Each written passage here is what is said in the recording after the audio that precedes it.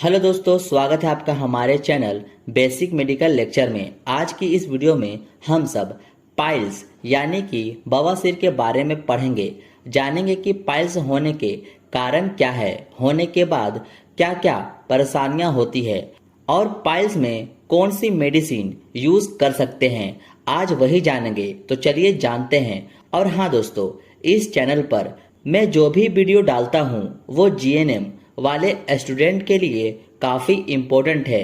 वैसे आप किसी भी मेडिकल फील्ड से हो, ये सब इन्फॉर्मेशन आपको पता होनी चाहिए, इसलिए वीडियो को पूरा देखें और समझें। पहले समझते हैं पाइल्स को। तो आपको बता दें, पाइल्स को हिमोरॉइड के नाम से भी जाना जाता है, जिसे हिंदी में हम सब बवासीर के नाम से जानते हैं। इस बीमारी में एनएस के अंदरूनी और बाहरी हिस्से और मलाशय यानी कि रेक्टम के निचले हिस्से की सिराओं में सूजन पैदा हो जाती है। इसकी वजह से एनएस के अंदर और बाहर किसी एक जगह पर मस्से जैसी स्थिति बन जाती है, जो अंदर और बाहर दोनों तरफ होती है, जैसा कि आप इस इमेज को देखकर समझ सकते हैं। एनएस एरिया में वेन या ग्रुप ऑफ वेन्स में स्वेलिंग आना यानी कि इनका फूल जाना पाइल्स कहलाता है। इसमें स्टूल पास करने के बाद कभी कभी ब्लीडिंग भी आती है। अब इसका आप स्क्रीनशॉट ले लो, फिर मैं आगे बढ़ता हूँ। अब जानते हैं टाइप ऑफ पाइल्स कि पाइल्स के प्रकार कितने होते हैं। तो पाइल्स के 3 प्रकार होते हैं। पहला, इंटरनल पाइल्स। इंटरनल पाइल्स उसे कहते हैं जो एनएस के रास्ते में अंदर की तरफ हो तथा स्किन से ढकी हो, जैसा कि आप इस इमेज को देखकर समझ सकते हैं कि इंटरनल पाइल्स कैसे एनएस के अंदर हुआ है। इंटरनल पाइल्स को नॉर्मली बाहर से देखने पर वो दिख नहीं पाते, यह अंदर में होता है, जैसा कि आप देख रहे हैं। यहाँ पर देखिए, लिखा भी है इंटरनल हेमोरॉइड। दूसरी होती है एक्सटर्नल पाइल्स। जैसा कि दोस्तों यह नाम से ही जाहिर है कि यह बाहर की ओर रहेगा। यह एनएस की सराउंडिंग वेन्स में होता है, जैसा कि आप इस इमेज में देख रहे हैं। इसी तरह से बाहर की ओर वेन्स स्वेलिंग हो जाते हैं। अब तीसरी आती है, वह है कंबाइंड पाइल्स। किसी व्यक्ति में इंटरनल और एक्सटर्नल पाइल्स पाए जाते हैं, जिसे कंबाइंड पाइल्स कहते हैं। जैसा कि आप इस इमेज में कंबाइंड पाइल्स को देख सकते हैं। यह वाला है इंटरनल पाइल्स और यह वाला है एक्सटर्नल पाइल्स। ये दोनों जब किसी व्यक्ति में हो तो उसे कंबाइंड पाइल्स कहते हैं। तो हेमोरॉइड या पाइल्स अधिकतर कॉन्स्टिपेशन यानी कि कब्ज वाले व्यक्तियों के स्टूल पास करते वक्त प्रेशर लगाने से होता है। दूसरी, इसका कारण मोटापा और प्रेगनेंसी भी हो सकता है। तीसरी, क्रोनिक डायरिया के कारण भी होता है। चौथी, बहुत ज़्यादा सीटिंग करना यानी कि गाइस लंबे समय तक बैठे रहने से भी पाइल्स जैसी समस्या हो सकती है। पांचवा, फ्लूइड कम पीना यानी कि दोस्तों पानी का इंटेक कम होने से भी ये चीजें हो सकती है। छठा, लो फाइबर डाइट, भोजन में फाइबर की कमी। सातवां, एनाल इंटरकोर्स। आठवां, बहुत ज्यादा वजन उठाना। ये सब कारणों से दोस्तों आपको पाइल्स जैसी समस्या देखने को मिल सकती है। अब आप इसका भी स्क्रीनशॉट ले लो। अब जानते हैं बवासीर होने पर क्या क्या साइन और सिम्टम देखने को मिलते हैं। पहला, टिश्यू में प्रेशर के कारण वेन्स डायलेट होकर मोटी हो जाती है।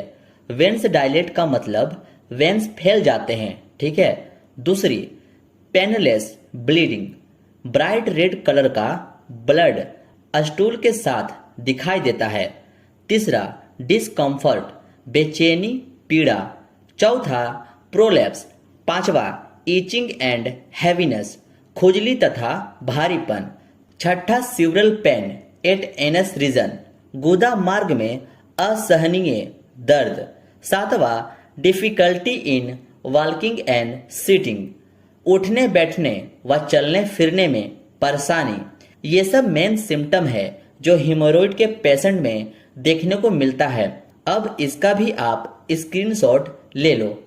जिस व्यक्ति को यदि बवासीर है तो उसे निर्देश कुछ इस तरह से दिया जा सकता है। कम से कम 8 से 10 गिलास पानी पर डे पिए और खाने में अधिक से अधिक फाइबर ले। कॉन्स्टिपेशन यानी कि कब्ज को दूर रखें। ऐसी कुर्सी या स्थान पर बैठे कि हेमोरॉइड या पाइल्स में प्रेशर न पड़े तथा खिंचाव न हो। आराम से बैठकर गर्म पानी से स्नान करें। इफेक्टेड पार्ट को मॉइस्ट रखें। इसके लिए साफ कपड़े का प्रयोग करें या क्रीम अथवा वैसलीन लगाएं। अधिक से अधिक अनाज फाइबर खाएं। ये सब कुछ निर्देश होते हैं जो पाइल्स वाले पेशेंट को अपनाना चाहिए। जल्दी से इसका भी स्क्रीनशॉट ले लो। अब बात करते हैं ट्रीटमेंट के बारे में कि हेमोरॉइड में क्या ट्रीटमेंट ली जाती है। तो गैस कम करने हेतु ओमी-20 नाम का कैप्सूल आता है जिसका कॉम्पोजिशन ओमिप्राजोल 20 mg होता है। इसका इस्तेमाल भूखे पेट सुबह शाम खाने से पहले लेनी है। या एसेरा नाम की भी कैप्सूल आती है जिसका कॉम्पोजिशन रेबेप्राजोल होता है। ये भी गैस कम करने की दवा है जिसे आप भूखे पेट सुबह शाम खाने से पहले ले सकते हैं। अब जानते हैं कॉन्स्टिपेशन यानी कि कब्ज कम करने की दवाओं के बारे में, जो लूज नाम से सिरप आती है जिसका कॉम्पोजिशन लेक्टुलोज सॉल्यूशन होता है। इसका इस्तेमाल 15 से 20 ml रात को सोते वक्त लेना होता है। और हाँ दोस्तों, आप सबका स्क्रीनशॉट लेते चले। ये सब सारी चीजें आपके लिए इम्पोर्टेंट है। अब आगे बढ़ते हैं। इसके अलावा अगर ब्लड लॉस हो तो ऑट्रिन नाम की कैप्सूल आती है जिसका composition cyanocobalamin, ferrous, fumarate and folic acid होता है। इसको आप ले सकते हैं।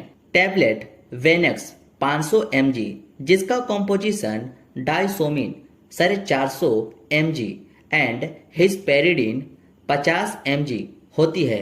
इसकी 2 गोली सुबह दोपहर शाम 3 दिन तक तथा इसके बाद 2-2 गोली सुबह शाम अगले 3 दिन तक तथा 1-1 गोली अगले 15 दिन तक दी जानी चाहिए।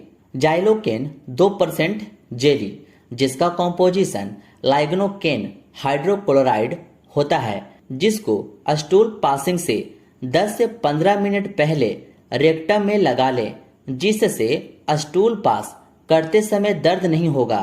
ये थी दोस्तों पाइल्स यानी कि बवासीर का एक छोटा सा नोट्स। उम्मीद है आपको पाइल्स की जानकारी अच्छे से समझ आ गई होगी। अगर इस टॉपिक से रिलेटेड कोई भी डाउट हो तो कमेंट में जरूर पूछें और यह वीडियो इंफॉर्मेटिव लगी हो तो एक लाइक जरूर कर दें। मिलते हैं आपसे अब नेक्स्ट वीडियो में।